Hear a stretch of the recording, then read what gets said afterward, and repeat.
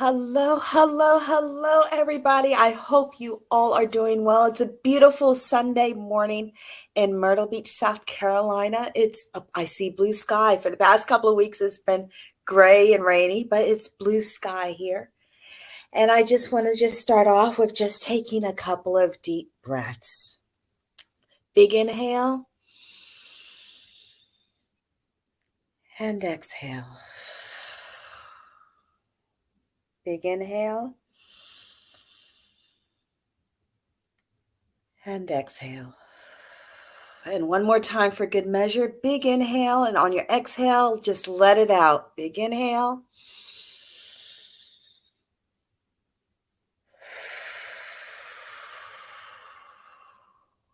Welcome to the Reconnect All podcast. I am your host, Katrina D. Owen.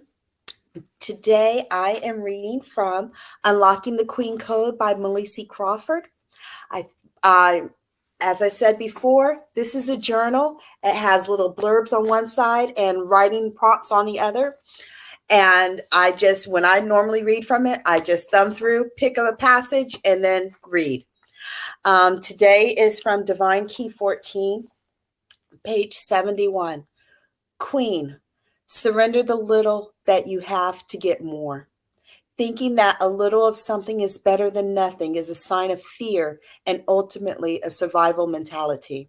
Your purpose and destiny is not to merely survive, but to thrive and be abundant in every area of your life.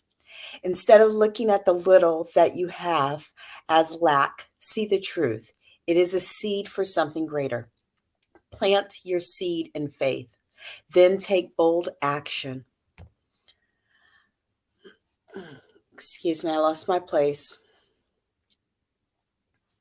Then take bold action when the Creator instructs you. Sowing seed in good ground can be a dimension changer. With this one act of faith, you can upgrade your life.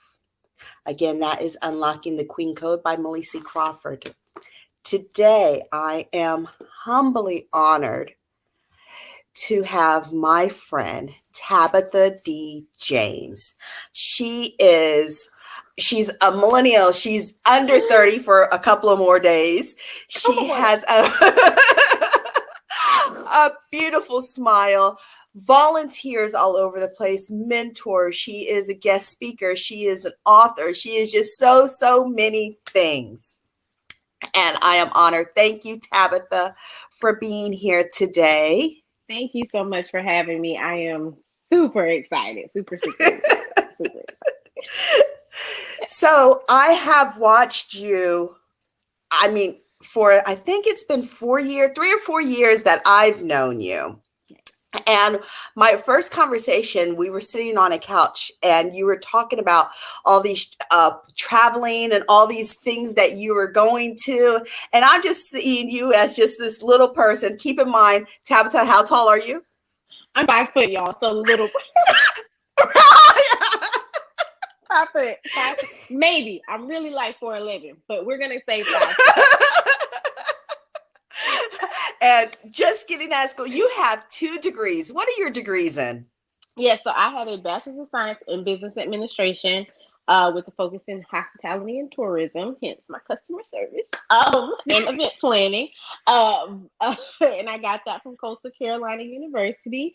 And I have a master's degree in educational leadership from Florida Atlantic University. That is phenomenal.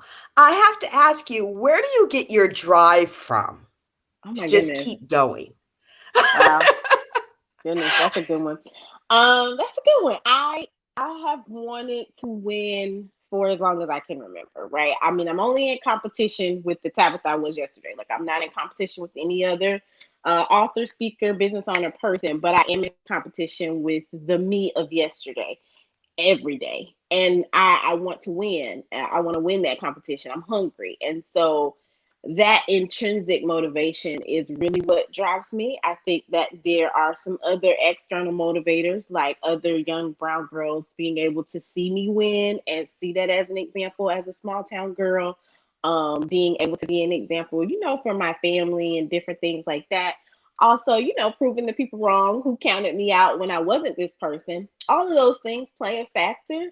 But the biggest one is definitely myself, right? I really wanted to have a fluid, flexible, and successful by my own definition life. And I think that I'm doing my best to craft that every day. That is awesome. Now, your latest book, Dear Black Girls, Yes. explain what that is. Well, hold on. Before you do that, I'm going to read from off your website, which is Okay. dearblackgirlshop.com. It says, along this life journey, I have encountered some beautiful, unique, talented, intelligent, and downright amazing queens. Some who grew up rural, some inner city, some suburban, and some international. Girls and women from varying socioeconomic backgrounds with differing views and foundational structures. I'm providing you this context to set a precedence that our skin color isn't a reflection of who we are or our story. We all have one, our own. Yeah. And again, that is from dearblackgirlshop.com. Explain what this book is. Yeah. Wow. So this book, I would say, is about 10 years, right? 9 to 10 years of my just research and understanding of some of the struggles as well as motivators that we as Black girls and women need, right? And so the scholarly me, right, would be doing some like article, partnering with some people in academia to have it published, that kind of thing. But I was like, no, I need people to actually see and be able to consume this, right? So I knew a bomb cover was going to be something needed to grasp attention. We buy with eyes a lot of times. But just the context of the book is in very plain language, definitely millennial-ish language. So the people that read it can actually consume what it is that I'm saying. I'm saying sis, right? I'm utilizing very um urban, if you will, terminology to connect with my audience. And from what I've heard, it does just that, just to get those motivators and inspiration across from my point of view, right?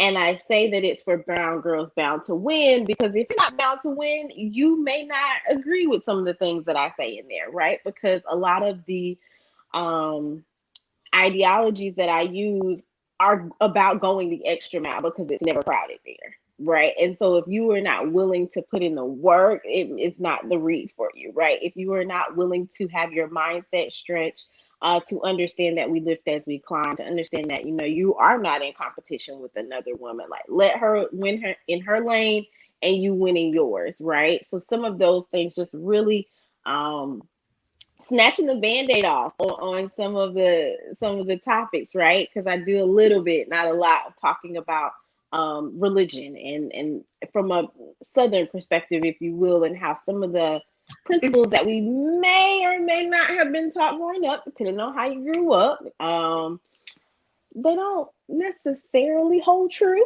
And it just really depends on what it is that you're trying to do and how you're trying to live this life. So that's a little synopsis, if you will, straight from me.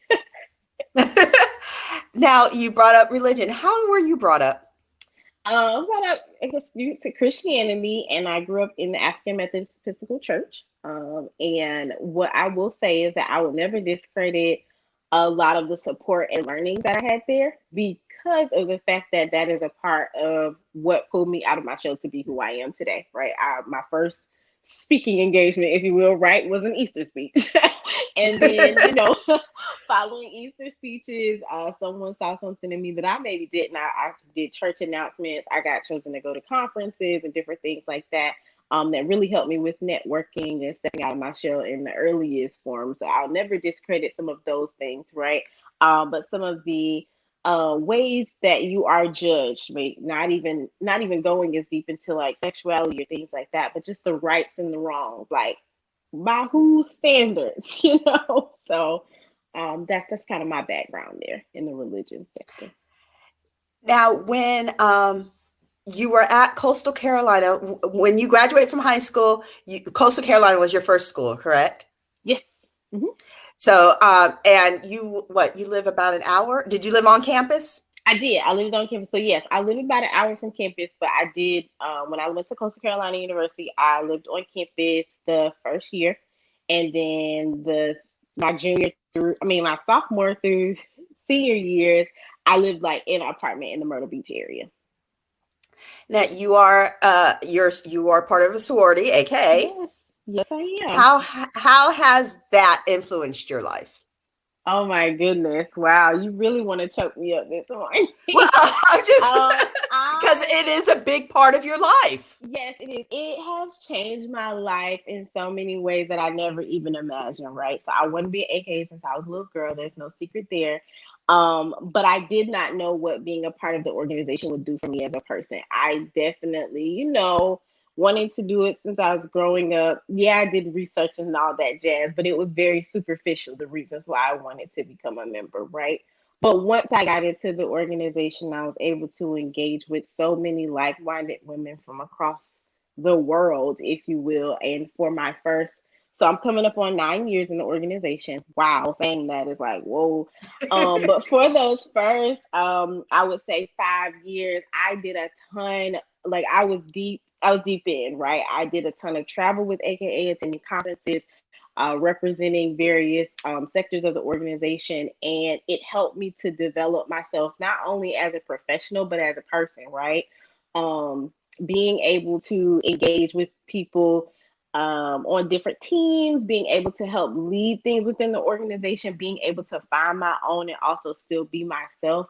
Some of those things I would have never imagined experiencing, especially being able to experience them in my 20s. A lot of the things that I got to do those first 5 years, I mean, people don't do them until way later, right? A lot of that was deeply credit to I'm an entrepreneur, so I have a flexible schedule. But I also am not afraid to ask for opportunities, right? And that's within sorority and outside. If anybody is watching and knows me, I don't mind, right? I will put pride aside and I will ask for an opportunity. I will ask for a hand up, because another thing is that a lot of things are super expensive, right? And so there were times like in graduate school, I'd want to do something. I'm like, ooh, that's expensive.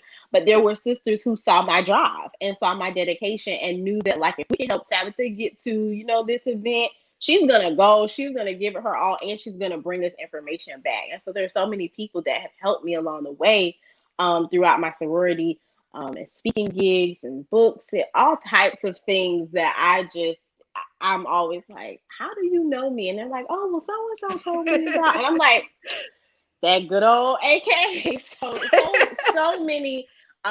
many just amazing experience. And I'm still very much involved in the organization, not as much directly as I was, because I've been my head has been down building my company, but I'm still much very engaged and involved in the organization. You mentioned that you've always wanted to be an AK. Did you have family members who were part of it? Yeah, my mom's an AKA. Okay. Yeah, Gotcha. yeah, my mom's an AKA. And that had a lot of influence. I will say I did still go and do my own research, and there was no pressure there. But my mom and several other people mean a lot to me are AKAs, but there also are very special people in my lives that are in other sororities. And I think that's what also drove me to make sure that I did my research, because I knew amazing women in all of them. And then I also wanted to make sure that being in one in general was for me, because I actually did not join AKA until I was a senior in college. And so I had done a lot of, just developing Tabitha as a person, right? And I believe in Black sisterhood amongst women aside from organizations. And so I had to do some deep thinking, which was, at 21, this definitely was like some really deep thinking around, is this really for me, right? And I think that there are some elitism type things that may become associated with being in organizations. So I want to ensure that I was not going to be buying into any of that, and really developing myself to be of service to all mankind for real. So It's funny because my daughter, she is going to be a senior this coming up year. She's a junior right now. And we just recently had a conversation. And she hasn't joined anything, but she's the type of, she researches. And whether her research takes 30 minutes, whether her research takes years, she just sits and she researches and she makes sure that what she's about, her next step is for her. Yeah. And you just reminded me, with you saying that, just reminded me so much of her, what she's going through right now, being at Winthrop. Another thing is you're one of your, what's it called, mentorships. One of the things that you do is you help girls in that age range. Because I've reached out as a mother. I have reached out to you when Bobby was trying to get into college and for scholarships, which, by the way, last year she only had to write a $500 check for the entire year. And Yes. And she's already planning. She's got her applications for grad school coming up, and she's just going above and beyond what I ever imagined for her. And I definitely accredit some of her success with the tools that you provided for me as a mother, helping me get on that path of, okay, scholarships, we need money. Pay for this. She wants it, we got to find it.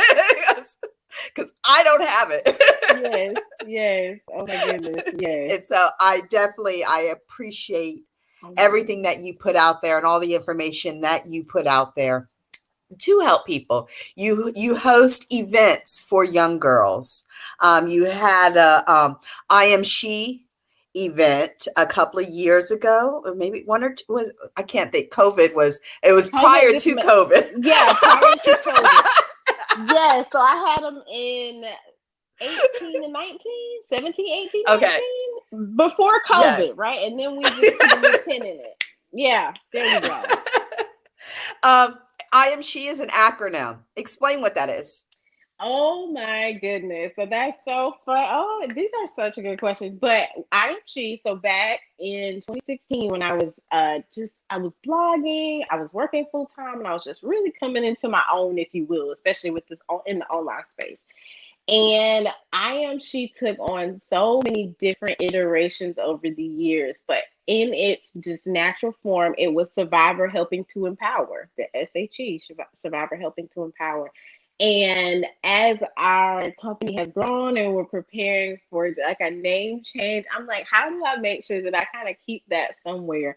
Because it was very important, not just, and people are like, well, where did you survive, right? Because when you think about survivors, sometimes you think about your cancers, you think about your domestic violence, you think about some of the more severe things, but we often forget to think that some of us are survivors of the thoughts of our mind, right? We are survivors of people trying to, put us down or take us down. We've all survived all of our hardest days, right?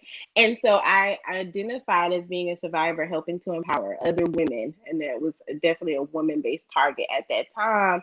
And then bringing in women who were willing to tell those stories about some of the more challenging things. I have always had women who are my senior to cling to me. I don't know if it was my energy. I don't know if it's because I'm just extra. I really don't know what it is. But I've been very grateful for it because it's allowed me to create platforms for them to simply be, right? And for them to share, because I like to hear the stories, right? If you can tell, sometimes we don't have to grow through everything on our own. There can be some wise counsel that can help us, skip some steps, skip some hurdles. So tell me, be open. Right. And especially as Black women, depending on how you grew up, it's, what happens in this house stays in this house, or, don't talk about those things, and, really breaking down those stigmas. So in the natural form, when I thought of I Am She, a lot of the early on events before we were talking about business, it was just talking about womanhood, right? And allowing women to just pour, especially into younger women. And I don't mean pour as in, tell us, wear a suit to the interview. Anybody can tell me that, right? Tell me some of your real struggles. What has it been like being a Black woman working in America? What has it been like over the years? Like what positives have you seen over the years? And what are some things that you need us to just be equipped for? Because they may not change in our lifetime. Like, let's talk about it. So that's kind of the name and how I came up with it way back when. So it seems like so long ago now. Mhm. Now, back in September, you got engaged. And I saw the video, and oh my goodness, I love your smile. Yes. Oh my goodness. Whew. You were surprised. You Very. had no idea. None. None. You saw the video. I'm like, these are my friends. What is going on here? And I honestly, I kid y'all not. Like, and if you're listening in or catching the replay, definitely go watch the video, right? But I don't like, a lot of great things have happened, in 2020, despite a pandemic, a lot of great things happened for me. Like, I got a super huge book launch, great things are going on in the company. So once I saw my friends, I think I thought it was like some celebration party. Like, I don't know what was going through my mind for those 15 seconds until I was like, oh, wait. wait. What's about to happen here? It definitely, I was shocked, surprised, overwhelmed, all the feelings. I had all the feelings. And what is her name? Tammy Renee. Yes. And how did y'all two meet? Oh my goodness. So church, kind of. We both go to. So we're from Lakeview, South Carolina, guys. And if you don't know where Lakeview is, just follow the trees, right? Get off 95 and follow the trees. But we are from the middle of nowhere, so most people, everybody's family, kind of knows each other and stuff. But we did originally go to the same church, but so we knew each other kind of from there. But she slid in my DMs, guys. So sliding in DMs is not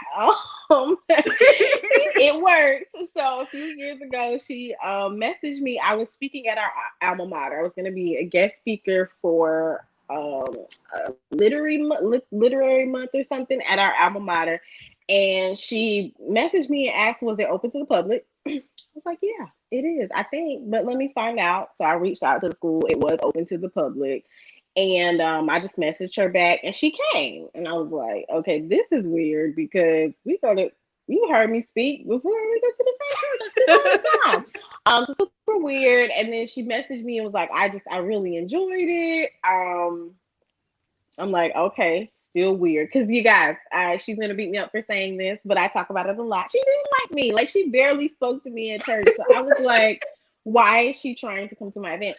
And then she asked, could she purchase a book? I'm also like, yeah, you can, but you can also just go purchase it off the website.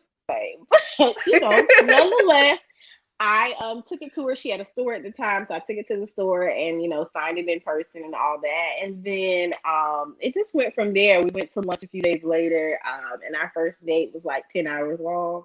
And it's been that ever since. We've been dating ever since. Ever since that lunch date, we've been dating. Yeah. How was it for you? Because I know I know a lot of young girls who are still struggling with or trying to figure out who they are and how to show the world. How did you make that, not a transition, but how did you, I don't know what the right word is. How? I don't know. Yeah, right. I have no, this is going to be a really hard one to answer because I don't have a coined, answer for this one like most things. But what I can say is over the years, I have prioritized what means the most to Tabitha. And so earlier when you were talking about, like, I do a lot of great things, and I've begun to own that. I do a lot of great things for community, for my family, for people that I don't even know, and in that, I also have to prioritize.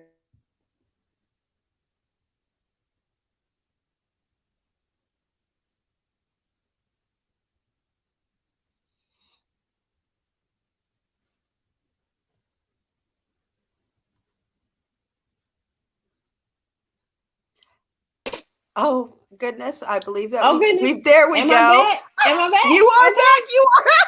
Wow, that topic took us offline. Wow. Whoa. Okay, y'all. We're back. Don't fret. Don't fret.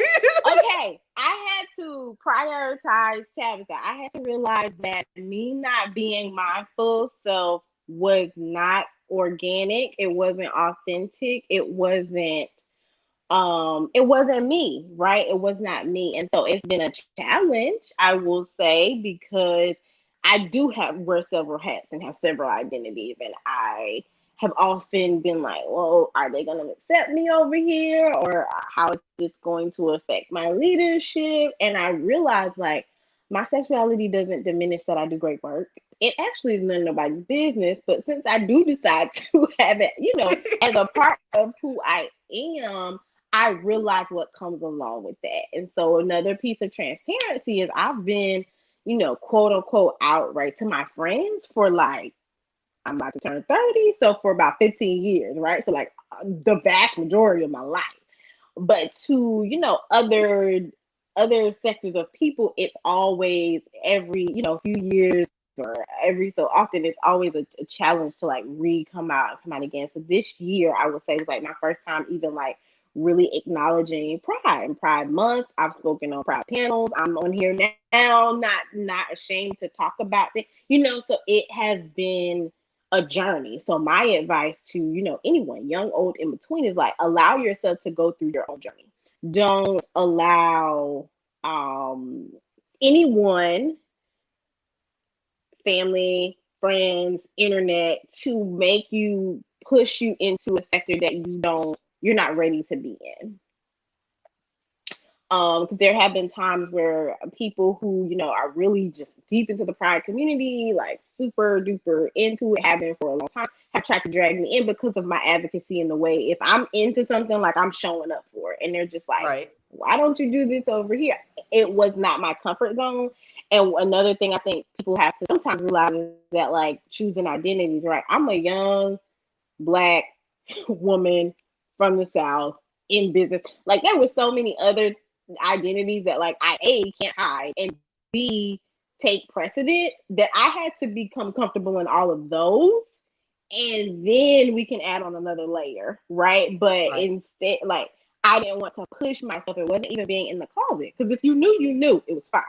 But it was more so of what matters.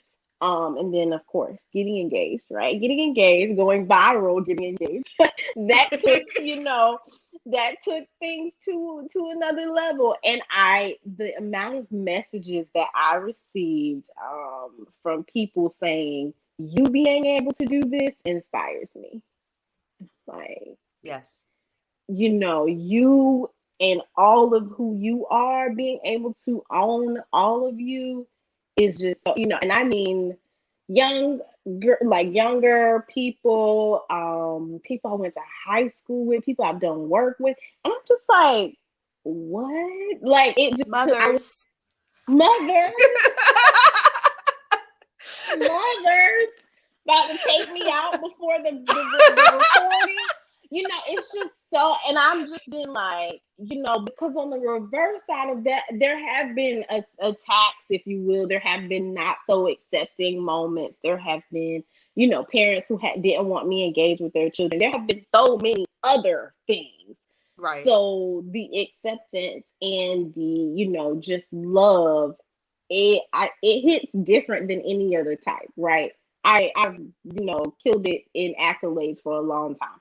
So people cheering for things like that, it's become normal. I'm still grateful for it, very much so, but it's become a norm. This side of life, it's so much different and it's so much more delicate. So my advice as I kind of wrap this one up is to just be you, and don't allow society, especially the greatness about people being more open and more conversations is that they are happening. But when you're in it, the intimidating factor is that you think that you have to rush to be where everyone else is, and you don't.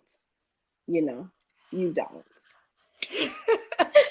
What are you doing for when is your birthday? My birthday is on Thursday, July the 8th. I will be 30 years old. Oh my goodness. I am so grateful. I have just been in a season of reflection because wow. And do you have any birthday plans? I do. Some of them I do not know what they are just Okay. yet. Some of them are a little secret. If you all cannot tell, my partner is the queen. Like, she is on it when it comes to surprises. So some of them I do not know. I do know that they include travel, which I'm super excited about because, of course, you all know with the pandemic that has been limited over the last year, and you know for sure that that's my thing. Travel is my thing, and so I have been like, what in the world?